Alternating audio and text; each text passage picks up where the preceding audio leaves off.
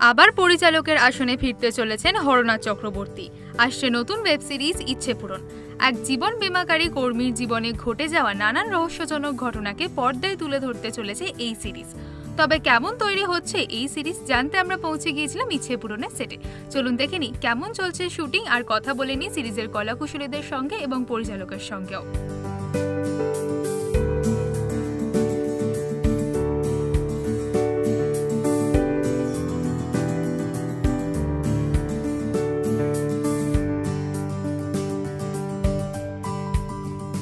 আমার চরিত্রের নাম অপর্ণা।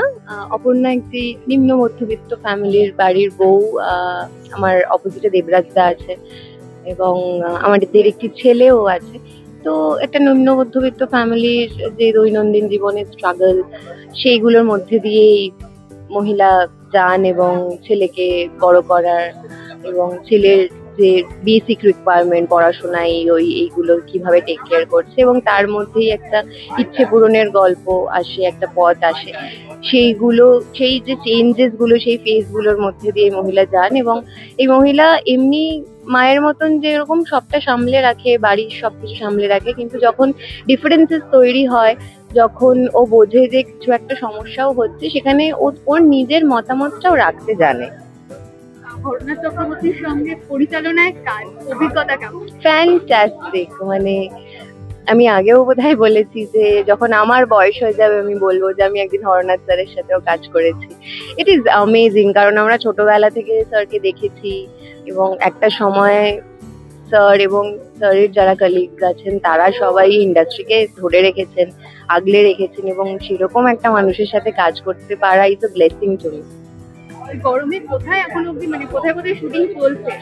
আমরা হাওড়ায় শুট করেছি, ডুমুরজলা স্টেডিয়ামের কাছে শুট করেছি, এসপ্ল্যানেডে শুট করেছি, আজকে স্টুডিও শুট করছি।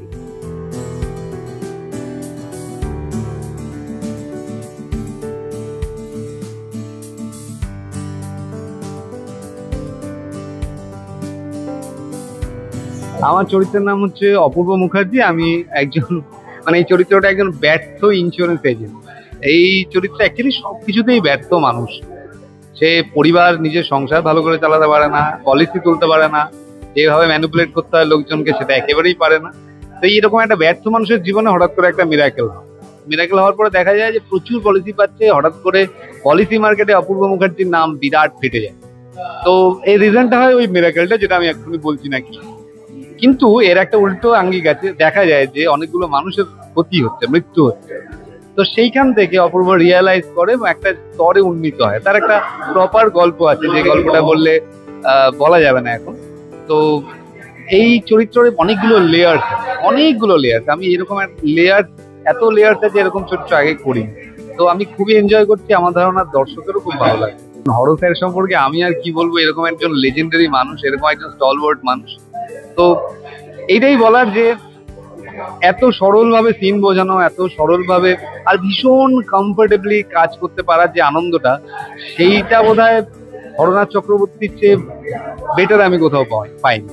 তো সে অ্যাজ অ্যান অ্যাক্টার এতে যে ফ্লারিশমেন্টটা হয় সেইটা হচ্ছে আমার। ইভেন আমি নয়, শুধুমাত্র এখানে শঙ্কর দেবনাথ আছে, গোরক আছে, আমাদের ঈশানী আছে, আরো অনেক গুণী অ্যাক্টরস আছে। প্রত্যেকেরই আমার ধারণা এই ফ্লারিশমেন্টটা হচ্ছে যেহেতু হরর স্যার ডিরেক্টর, সেই জন্য। আর আমি সত্যি নতুন করে কিছু বলার নেই, খুবই বিখ্যাত একজন মানুষ। আমার খুব ভালো লাগছে হরর স্যারের সাথে।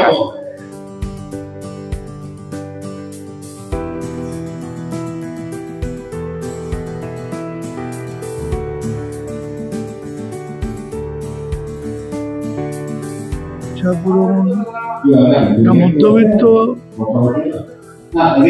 ফ্যামিলির একটি ছেলে, তার জার্নি।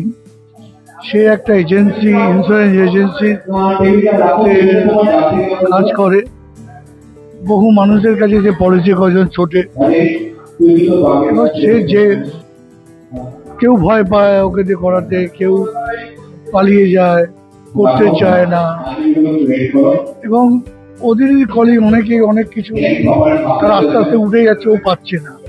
সেই জায়গা থেকে একটা সময় ওর যারা ক্লায়েন্ট, সেরকম একজন দুজন মরতে আরম্ভ করে, নমিনি টাকা পেতে থাকে, সেটা প্রচারিত করছে, প্রচুর মানুষ আসতে থাকে।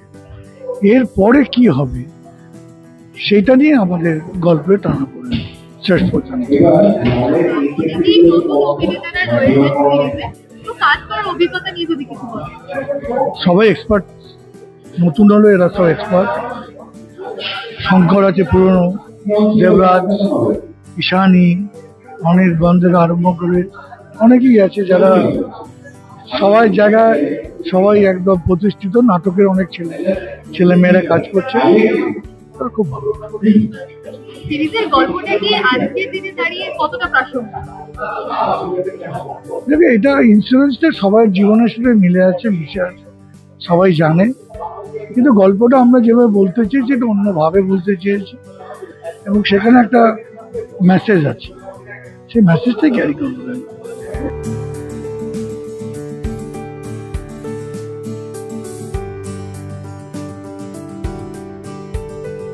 করোনাদার মতন একজন ইন্ডাস্ট্রি সিনিয়রের সঙ্গে কাজ করা মানে আমরা নতুনরা বহু কিছু শিখতে পাই, বহু কিছু শেখার সুযোগ জোটে আমাদের। আমরা যারা একদম প্রথম দিককার অভিনেতা, মানে কেরিয়ারের একদম গোড়ার দিকে রয়েছি, তারা মানে এটা একটা বিরাট সুযোগ আমার কাছে অন্তত। মানে ফ্লোরে প্রত্যেক দিন এসে সকাল থেকে বসছি এবং শিখছি নানা কিছু, নিজের শট দেওয়ার সময়, অন্যদের শটের সময় খুবই আনন্দ হচ্ছে। আমার চরিত্রটার নাম সদানন্দ।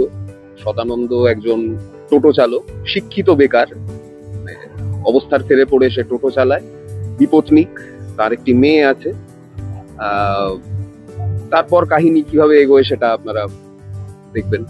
শঙ্করদার সঙ্গে আমি প্রথম কাজ করেছিলাম মন্দারে, সেখানে শঙ্করদা আমার বাবা হয়েছিল, আমি তার ছেলে। এখানে আমরা দুই বন্ধু, অসমবয়সী বন্ধু কিন্তু বন্ধু, এবং শঙ্করদার চরিত্রটা আমার ফ্রেন্ড, ফিলোসফার অ্যান্ড গাইড। সেই জায়গাটাতেও একটা অদ্ভুত মজা তৈরি হচ্ছে আমাদের মধ্যে। দেবরাজ দাকে আমি বহুদিন আগে থিয়েটারের সময় থেকে চিনি, 2014-এ আমাদের আলাপ মিনার্ভার ওয়ার্কশপে। সেই সময় থেকে দেবরাজদার সঙ্গে আমাদের আলাপ। দেবরাজদা তখন অনেক দূর থেকে কলকাতায় থিয়েটার করতে আসতো, আমিও তাই যেতাম।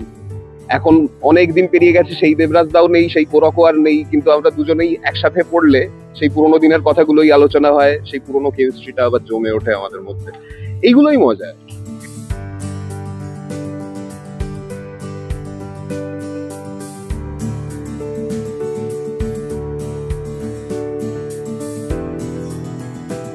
দেখে নিলেন কেমন চলছে ইচ্ছে পূরণের শুটিং, এবং শুনে নিলেন আসন্ন এই সিরিজ নিয়ে কি বলছেন সিরিজের কলাকুশলীরা এবং পরিচালক। বাস্তব সমাজের নানান দিক নিয়ে এক অন্যরকম বার্তা দিতে আসছে হরনাথ চক্রবর্তী পরিচালিত নতুন সিরিজ ইচ্ছে পূরণ। আজকের আমাদের এই ভিডিওটি কেমন লাগলো সেটা আমাদের কমেন্ট করে জানাতে ভুলবেন না, আর এরকমই আরও অনেক ভিডিওস দেখার জন্য নজর রাখুন আমাদের চ্যানেলে।